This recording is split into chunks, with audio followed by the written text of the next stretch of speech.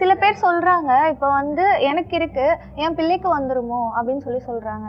அதாவது இது யாருக்கு வேணா வரும், எந்த வயசில் வேணா வரும். அது மாதிரி சில இடங்களில் வந்து அம்மாவுக்கு இருந்து பிள்ளைக்கோ இல்லை அப்பாவுக்கு இருந்து பிள்ளைக்கோ தாத்தாவுக்கு இருந்து பேரனுக்கோ வரும்.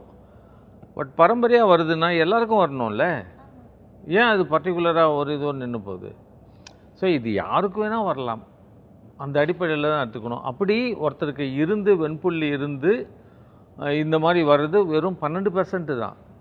நீங்கள் ரொம்ப ஜனநாயகமாக யோசித்தா கூட 88% பெருசா 12 பெருசா?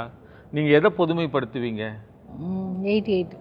88 தானே பொதுமைப்படுத்தணும், அதுதானே நியாயமும் கூட. ஆனால் நம்ம என்ன பண்ணுறோம், ஏதோ 1-2 இன்ஸ்டான்சஸ் பார்த்துட்டு அதுதான் அப்படின்ற ஒரு முடிவுக்கு வரக்கூடாதுன்றது தான் நம்மளுடைய வேண்டுகோள்.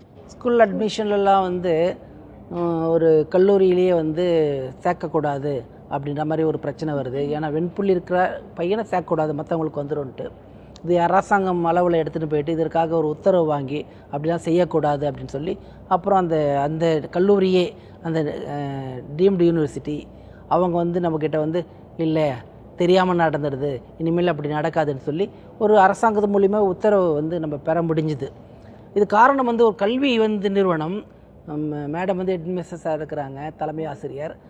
ஸோ ஒரு டீம்டு யூனிவர்சிட்டி, அந்த யூனிவர்சிட்டியில் இருக்க துணைவேந்தருக்கோ அதிகாரிகளுக்கோ ஆசிரியர்களுக்கோ கூட இந்த விழிப்புணர்வு இல்லாமல் இருந்தது. இதெல்லாம் ஒரு 10-15 ஆண்டுகளுக்கு முன்னால் வச்சுக்கோங்களேன். இப்போ நிறைய விழிப்புணர்வுகள் ஏற்பட்டிருக்குது.